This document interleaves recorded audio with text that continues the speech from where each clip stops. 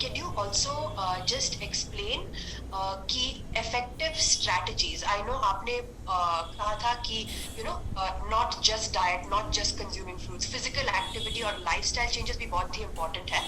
तो आप हमारे हिंदी ऑडियंसेस के लिए भी थोड़ा एक्सप्लेन कर सकते हैं कि it's important to 5 days a week walking आपने जो लिस्ट किया था, because I think a lot of our audience are taking notes also from you.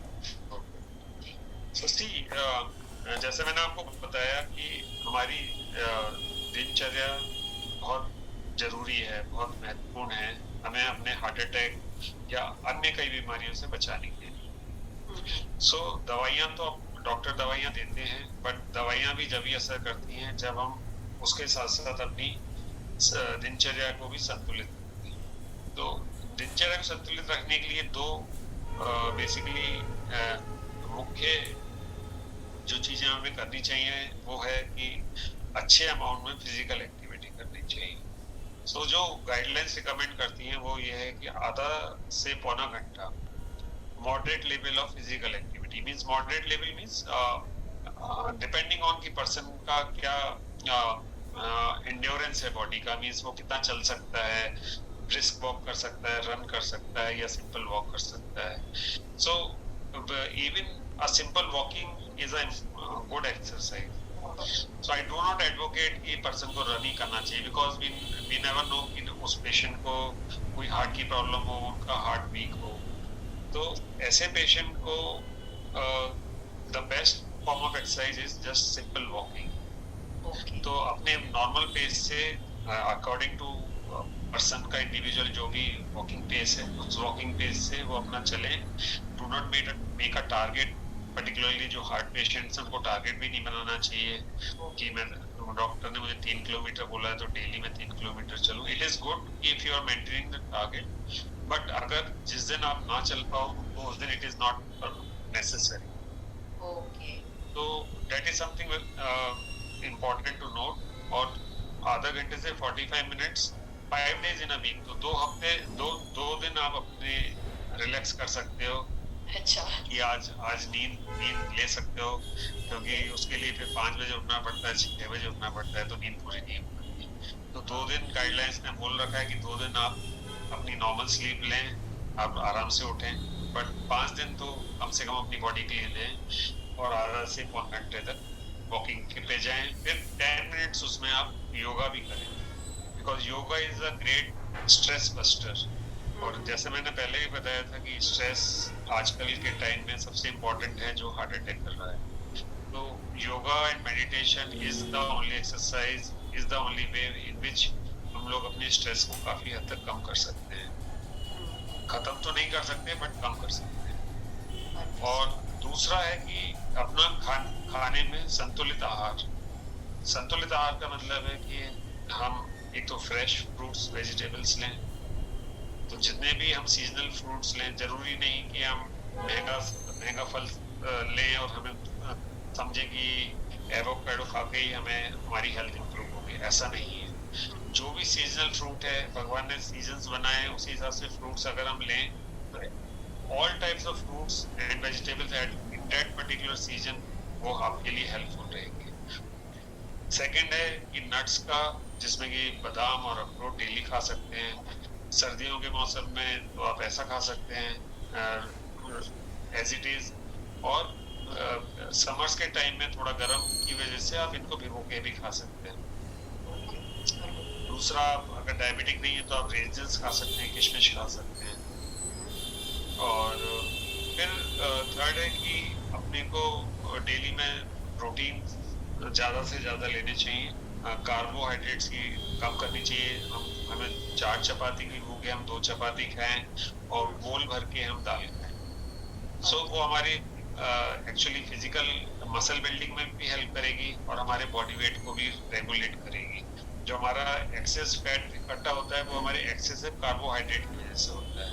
Fat की वजह से तो होता ही है, बट लोग समझते हैं कि केवल फैट की वजह से होता है या कोलेस्ट्रॉल की वजह से होता है, but most of the time ये हमारे एक्सेसिव कार्बोहाइड्रेट की वजह से होता है.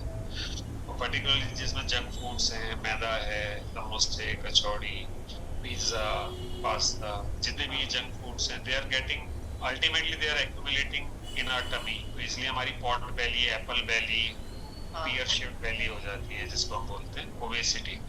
सो ये अपने को अवॉइड करने के लिए बेसिकली कार्बोहाइड्रेट कम से कम और प्रोटीन ज्यादा से ज्यादा।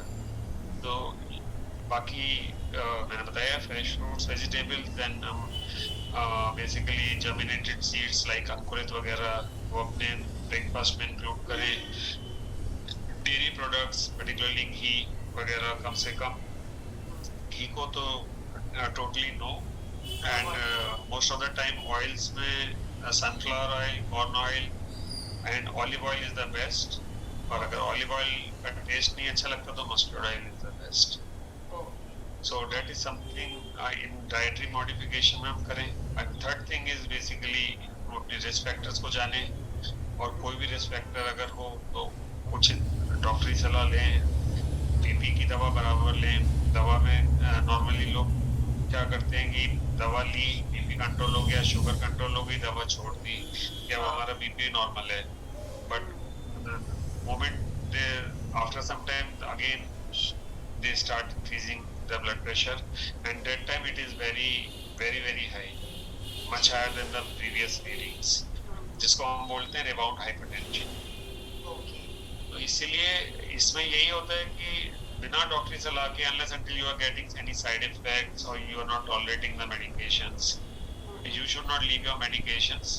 और अगर आपका बीपी कंट्रोल भी हो गया तो डॉक्टर विल ट्राई कि आपकी मेडिकेशन उस हिसाब से धीरे धीरे कम करें, ग्रेजुअली टेपर करें, ना कि सडनली टेपर ऑफ करें। हम पेशेंट ये होता है कि सडनली बंद कर देते हैं दवाई, तो that is also equally harmful to the body.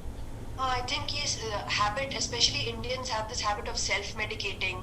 You know, Nani and Dadi have said we can stop doing this, so we do this. और basically, अगर आपने मुझे मतलब for example 2 साल पहले ट्रीट किया था, then I'll say oh 2 years back I took that medicine. तो I think this is a habit कि हमें break करना चाहिए. And doctor, first of all, thank you for re-explaining everything in the Hindi language. I have 2 more questions related to how you mentioned, you know, the diet and intake after you answered the Herbalife, you know, protein supplements question. So one question is, what about curd? That's normal intake of curds. And the second is, what about taking omega-3 supplements? तो इन दोनों के बारे में आप कुछ बताइए। I have already regarding curd, basically it is very good because it is probiotic and it makes our stomach basically healthy because it maintains our gut flora, because our intestine has got normal gut flora which helps in digestion. So curd is something which helps us in having the good digestion of the food. So it should be the part of our life, of our diet, daily, on a daily basis.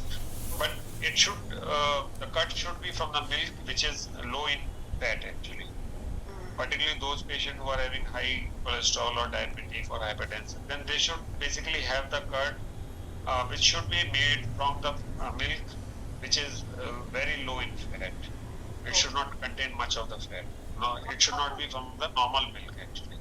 Okay, that's exactly like, what about these, you know, like these things like peanut curd, these non-dairy curds? तो एक है dairy curds और एक है non-dairy curds. तो are non-dairy curds as effective as maintaining your gut flora as dairy? Yeah, see, unless until those non-dairy curds are not having basically the fat, they are good actually, because ultimate denominator in all these dairy products is the fat. Exactly. So that fat should be to the lowest. That's why from the dairy we get a full cream toned milk or less cream. The toned milk is the one which is without cream, totally without cream. So from that toned milk, basically you can have your milk, you can have your curd, you can have your paneer. So that will be containing less of fat and we can consume it on a daily basis. And regarding omega-3 fatty acids, I have already told you that you can take supplements, but walnut is a very good source of omega-3 fatty acids. So you need not to go for extra source of omega-3 fatty acids unless until you are some allergic to walnut or you are not able have a taste of walnut, because sometimes it tastes very oily in the mouth.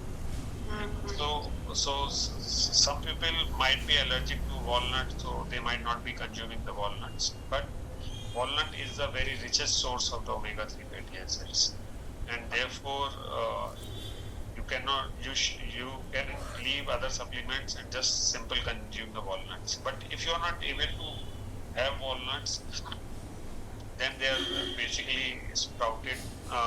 They also contain a lot of omega-3 fatty acids, and even then you can consume to a certain extent omega-3 fatty acids. But to me, the natural thing should be consumed as compared to the one which is basically in the tablet form or in the presently in the market. As you explained earlier, rather than protein supplements, go for dal. These things will the more food consumed in its natural unprocessed state. Yeah, definitely. And doctor, before I close the question section, Manish Shah is saying in all capital letters with exclamation marks, thank you so much. Rajappa has sent a message saying, I'm from Tamil Nadu. I have high BP, high triglyceride 450, and they have been advised to take medicines, Lipikind. So they were wondering whether or not to take medicines, but after hearing your speech, they will definitely stick to what their doctor has advised. So I think. So the thing is, Lipikind, since he has mentioned his triglyceride 450, so that is something very high, because more triglyceride is bound to cause pancreatitis also. Not about heart attack, but it can cause acute pancreatitis as well. It means inflammation of the pancreas. So with a triglyceride level of 450, I think apart from Lipikind, he should take something which is exclusively for triglyceride, and that is the fenofibrates. So Lipikind comes in a combination of Lipikind F or something like that. So he should deliberately take this medication at least for 6 weeks period, and then get his lipid profile again. I think he'll have controlled his triglyceride level. That's good. And he should also screen for the blood sugar part also, whether he is not diabetic or pre-diabetic. And we also have Krishnan sir